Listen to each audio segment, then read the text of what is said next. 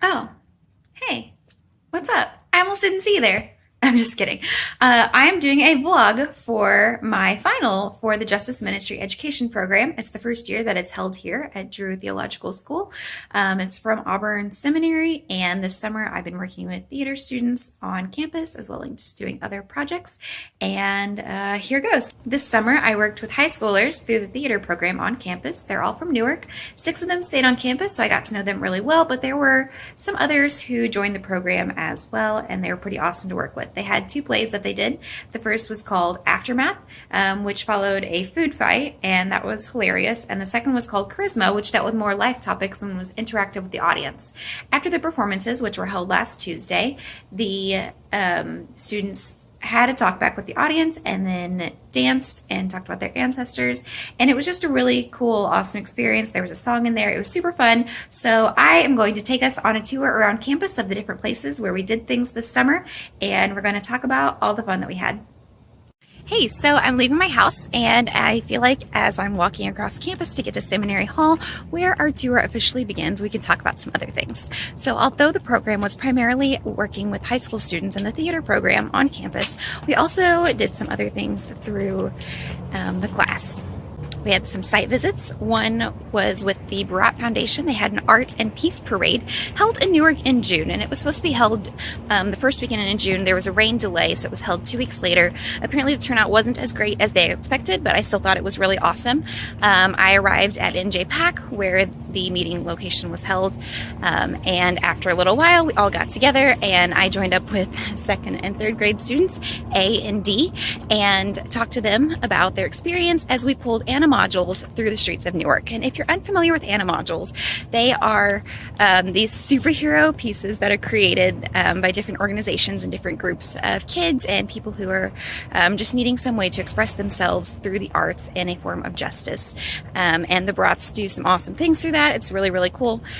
So we were pulling these modules through the streets of Newark and just pulling it out of NJPAC. I was like, this isn't that heavy. I don't know really why I was assigned to work with these 2 little girls. I'm sure they'll be fine.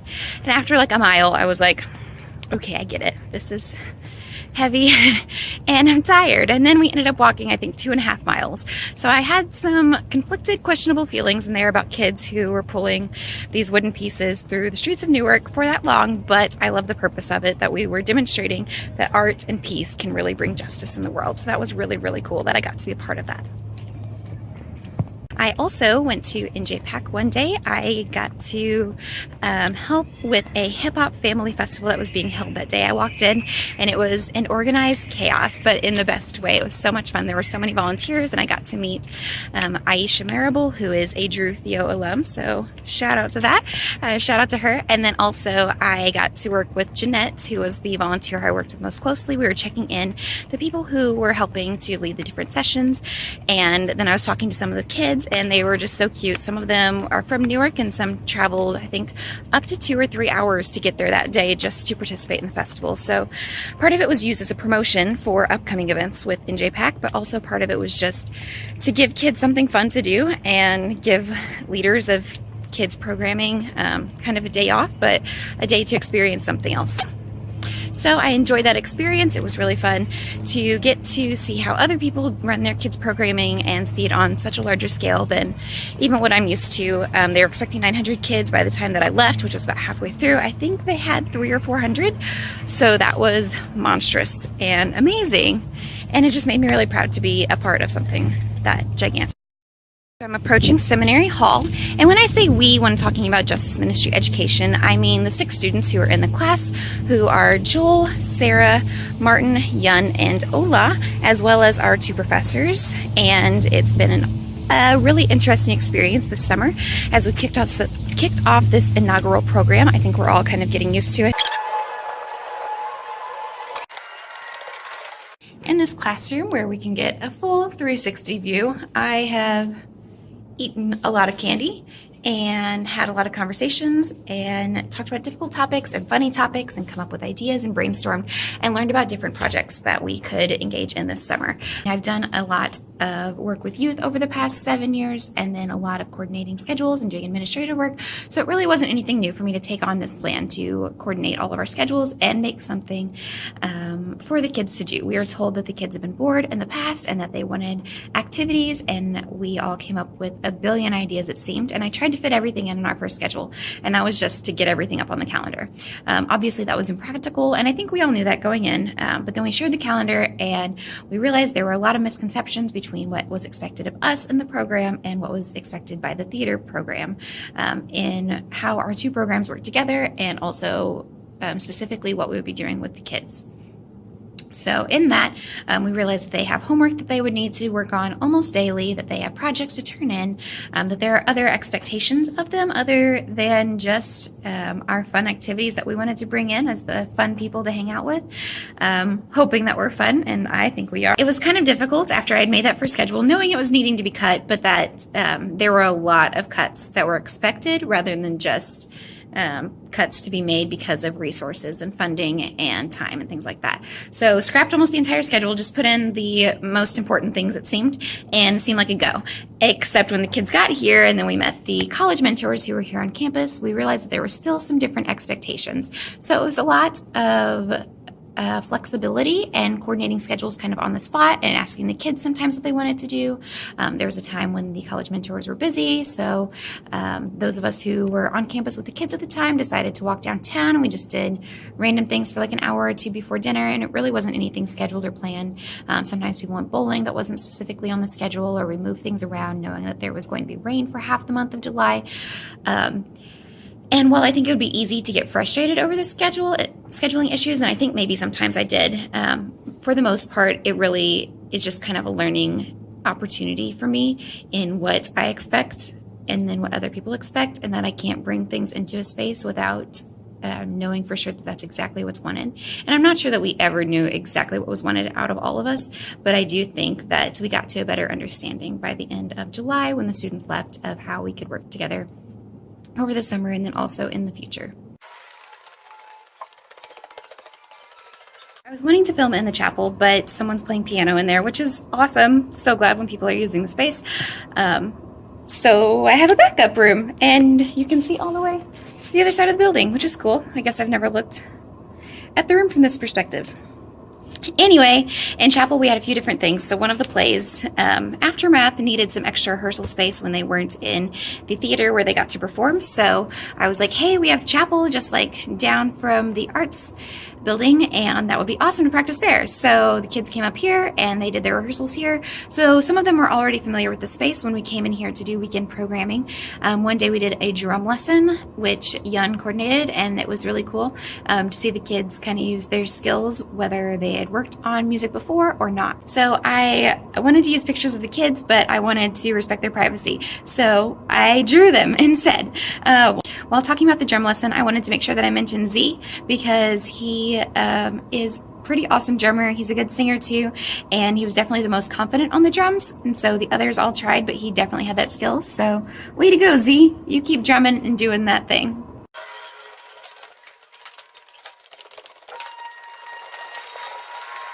In the atrium, we made sure to use what is very much a flexible space by moving around the chairs and also just using the space to the best of our abilities to fit a lot of different things. So when we were down here one day, we did vision boards led by Sarah, which I enjoyed. I didn't really know what to expect with that one, but it was fun to just put pieces together and kind of symbolize my life on poster board of moving from Illinois to New Jersey and things that I loved then and things that I love now. So that was fun. And the next day we did art projects in here. We painted canvas and we painted pieces of wood, and we also made a sign for the community garden, so that was really cool. And I love seeing the kids interact that way. On that day, Yun also had some kids from her church who were here in the youth group, so we got to meet with them, and we had a barbecue outside, and a lot of fun stuff happened that day. We planned a movie night, but the kids seemed pretty exhausted by that point, so they went to bed and maybe had movie night on their own. I don't know. While we were doing art, though, there were two who got pretty into it. The first is KE, because we had two Ks, so this one's KE, and he is super tall and he likes red, so he's symbolized here, but he is very intentional about making art that has African American people, and it was inspiring to watch him put all the pieces together and how he knew exactly what he wanted in his mind, and that he was able to put it together either on paper or on canvas or on poster board or whatever medium he was using at the time. He just really had a strong vision for that. So shout out to you, KE. S was super into art that day. She is so sweet and almost has like a quiet personality a lot of times, but art kind of made her come alive and not necessarily more talkative, which was fine. But it was something that she asked about repeatedly, and she had to leave part of that time to go see her family, which was good. When she came back, she was like, "Can we do art again?" And I was like, yes.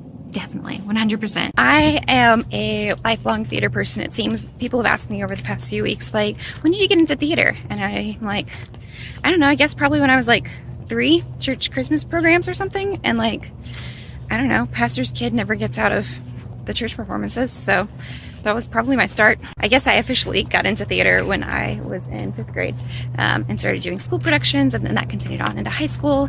And in high school, I started doing community theater at the community college, which then I continued on into community college time. And then did that some as an adult, and then I worked as a drama club director. I was also a beta club sponsor where I did performance competitions. So theater has been a big part of my life. And then when I was like considering moving and attending a theological school, I looked in the New York City area because, let's be honest, I kind of moved here because I love Broadway. Like, I'm super glad that I came to Drew. No regrets whatsoever. But I definitely moved to the New York City metro area because of Broadway theater. So that tells you my priorities in life. I'm here in the Dorothy Young Arts Center, but I can't get into the theater because I tried to, and it seems like I could get in, but I definitely heard voices on the other side of the double doors, and that was awkward, so I decided to stay outside. So I'm here in the seminar room and filming here. We were here on Mondays through Thursdays from 10 to 3. We broke for lunch, but for the most part spent a lot of the time with the theater program here in the building, which of course makes sense because it's the theater. So we would start out with theater games in the morning, then break out into the 2 plays. One would rehearse in the theater and one would rehearse either in the hallway or out at the chapel, and break for or come back together for lunch at the Commons, split apart, and shows would switch locations, and then at the end of the day end with theater games. So because the students talked about their ancestors at the end of the plays and danced and sang, we did a lot of theater games that were more than the funny, silly kind of things that I was used to, and instead they were really deep and personal and emotional for many of the kids. So one day we were talking about ancestors, and it could either be someone we're related to or someone in the art world who's kind of set a path that we would want to follow, but someone who's passed. So I spoke about Jonathan Larson, and one of the professors said, can you please explain what that is? Maybe some people don't know. So it was a little, I don't know, kind of funny / shocking for me that a movie that came out 10 years ago off a musical that came out 20 years ago would need to be explained to the kids. But of course, recognizing that they are primarily 14 to 18, that they may not be familiar with that, which totally makes sense because my sister's in the age range and she's probably only seen it like once or twice. So I was speaking about Rent and how Jonathan Larson wrote the show, talking about his friends who were living with HIV, and many of them died with AIDS in the late 80s in New York City because there really wasn't anything that people could do, and it was happening so rapidly that people were just dying constantly, and it was really sad and depressing. So Jonathan took this and made it into a form of art, and to me that is justice, to enact something better out of what's already happening. I don't really have a good definition for justice. I've heard a few different things. But I think that's certainly one form. So Jonathan Larson has done that for me, and I think that he was a great writer and musician and composer, and he did such an awesome thing with Rent. So I wanted to share that with the kids. I have heard many definitions of justice. One was while I was at Wild Goose Festival in the middle of July in North Carolina, hiding in the woods basically with no internet for a few days. And someone said justice would be if something bad had never happened to me. In her case, she was speaking about sexual violence. And so her form of justice would have been if it had never happened. And I don't think we often get that option. Obviously, if something's happened, we really can't reverse it, change the past. There is always the option B, as written about by someone who works at Facebook, but we don't really get option A because option A has already happened. So we have option B to lean into, and that's one form of justice. I think another form of justice is just trying to share love in a place where people are oppressed and marginalized, and whatever form love can take, hopefully it's something positive that ethically is, helping people in a way that's meaningful and sustainable and not self-serving, but something that actually changes their lives, that the people who are oppressed are participating in, rather than something that's put on them. While I'm here in the dojo, I wanted to make sure that I introduced the other characters we have. So we have A, who is sassy and hilarious, and she says funny things like, we stand for that when something's positive, and the gag is, meaning this is the reality. She also says, canceled, and does this funny thing with her hand. So she was lighthearted, but also very passionate about what she does. Need to introduce KH to you. He's a little light on here, but he is such a genuine, great kid. He said he had never really done much tech before, but he ended up kind of falling in love with it, it seemed, during the show and during the production period, and he said that's something he would consider in the future. We've talked about how he kind of struggles with science some at school, but he's definitely a smart person, and I can't really wait to see what he does with his life. I don't want to rush him, but he's just such a cool kid that you want to encourage him. Then we also have Jay, who's kind of difficult to see. My orange marker wasn't working too well, but he has shoes because he's a dancer, and he's funny and awesome and super talented, and he is taking something that sometimes people are ashamed of with dancing, and they get kind of nervous and cautious about it, but he is pretty much full out and danced all the time, and it was awesome to see his passion as well. While the kids, the 6 were on campus, they only had the option to eat at the Commons, and normally throughout the school year, Commons is not my first choice, but I will go there once, twice, maybe 3 times each week, just because it's convenient and my friends will all gather there, so we get whatever, and there are a lot of options. Unfortunately, during the summer, the options are super limited on food, and it's not high quality, unfortunately, it seems. And then there are a lot of camps that are happening on campus, and they're mostly junior high, early high school, it seems. So a lot of times when I would go in there with the theater students, I noticed that the options were macaroni and cheese and sandwiches every day, and chicken nuggets and fish sticks, and I'm this doesn't seem right. We're talking to these kids about justice and trying to treat them fairly, and they're doing college prep work, and yet they're being fed food that's really not good for them. And let's be honest, I eat a lot of chicken strips, but I recognize that this is not the most healthy option, and that this isn't something that kids need to be eating all summer, especially those who live here for an entire month. So after finding this out for one night, we took the kids downtown to Chipotle. And it's not the best choice, but they definitely had a lot of options with veggies to put into their meals. And sometimes we would go over to the Theo Community Garden, which is great, because my friend Jen is awesome at taking care of the garden, and she's super passionate about it, so she got to talk to the kids about that.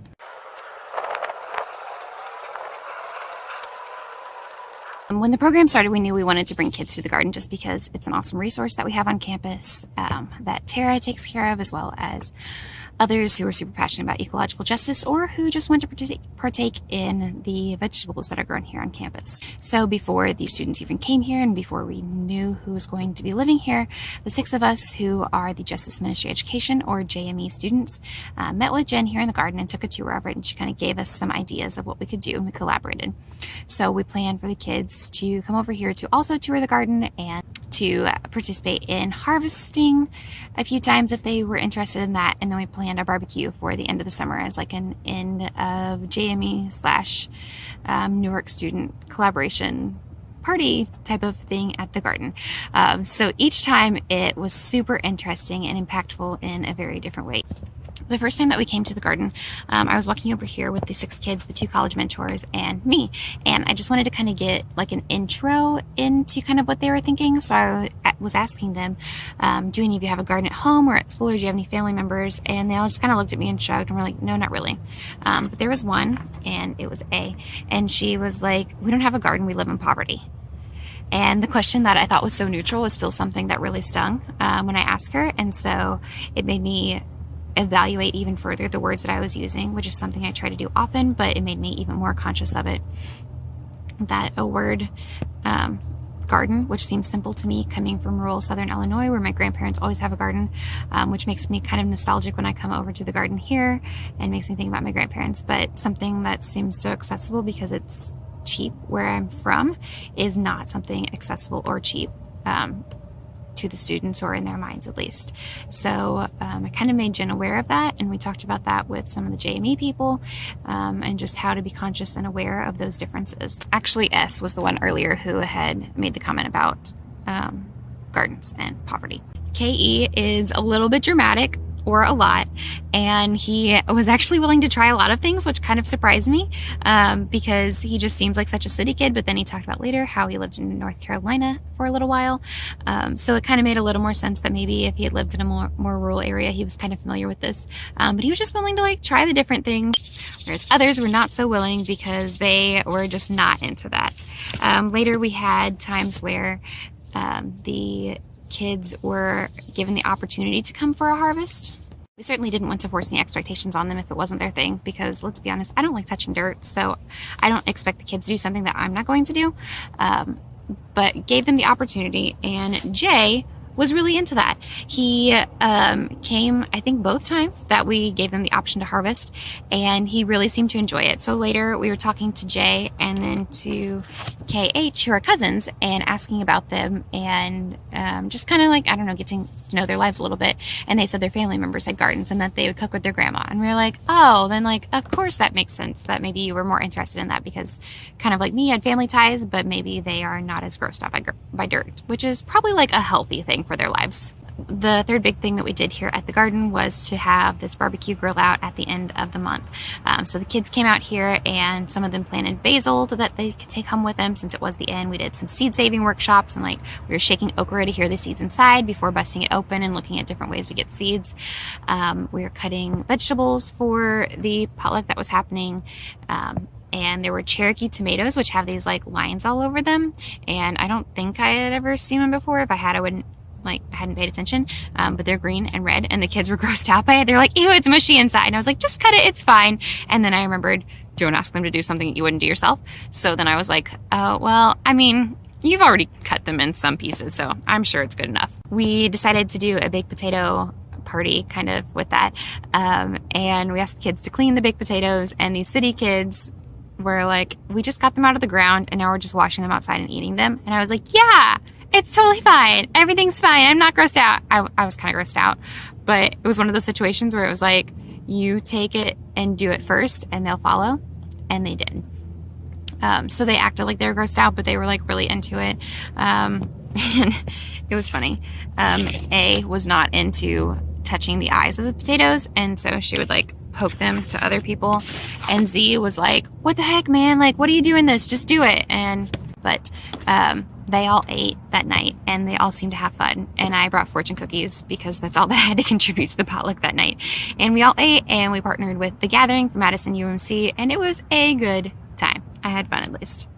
Although we may not have any future gardening superstars or any people who just want to come out and participate in the Theo Community Garden out of the 6 who stayed on campus, I do appreciate that they got outside of their comfort zones to try something new, and that maybe it took a little extra encouragement, and it was definitely not something they jumped into as much as theater and art, but it was something they were willing to try, with bug spray, of course. So in thinking about all of this and trying to put together the scheduling, but also thinking about justice-seeking meals, as all parts of life should ethically include works of justice, I think. We really wanted to make sure that the kids got distracted because there's a golf cart in the background. Wanted to make sure that the kids had healthy options and options that were sustainably and wisely sourced. So we did give them the option, or we did have the opportunities of coming to the garden and eating here and having potlucks, and we cooked together one night at the dorm. Another time we had a bread making lesson at the dorm. The dorm felt kind of awful to leave the kids there. We did get to do fun things because there's a kitchen in there, so we cooked together. We had a bread making lesson. We played a lot of games in there. We did art sometimes. So there were a lot of opportunities for the kids to thrive, and they played games and watched movies on their own, which of course was great. They all became instant friends and talked together constantly. But it felt harsh leaving them in the basement of this building that seemed like it was in not great quality. Well, I went to my apartment across campus, which isn't the best quality either, but at least feels more like a home than the places where they were living for a month. So that was really hard to just kind of leave them there. Working with the Justice Ministry Education Program with Advantage Arts, which is what the students came through from Newark, it was a really great time this summer as the main focus of JME, but it also came with its own challenges. There were some communication issues that we kind of had to deal with, and there were things with the kids that were misunderstandings, like when we talked about the garden, and there was the statement that they didn't have gardens because they came from poverty, and so it made me conscious over the words that I use and the things that I do and the way that I schedule things that may make sense to me. So let's see, some memories. I just love her sass, but also her dedication and the way that she used her skills on stage. KE, I also loved his sass, and I loved his height, and we would sometimes have intense conversations talking about like church denominations, or another time he was asking about grad school, but we got to like really connect that way.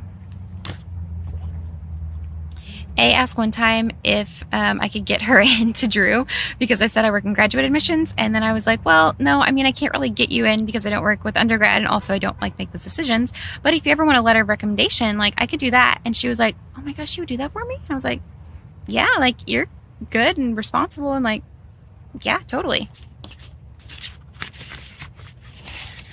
So when that happened, Z was sitting there, and he was like, would you write a letter for me? And I was like, yes, Z. Like, I've known you since like, I don't know, April or May at this point. I met him earlier.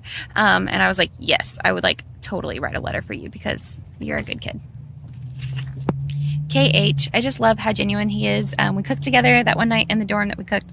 And I was like, so honesty moment, I don't really cook. And he was like, really? You like let us well? And I was like, oh, thanks, dude. But like, not my skill. I was pretty much bluffing. So basically he led us in cooking, and he was awesome.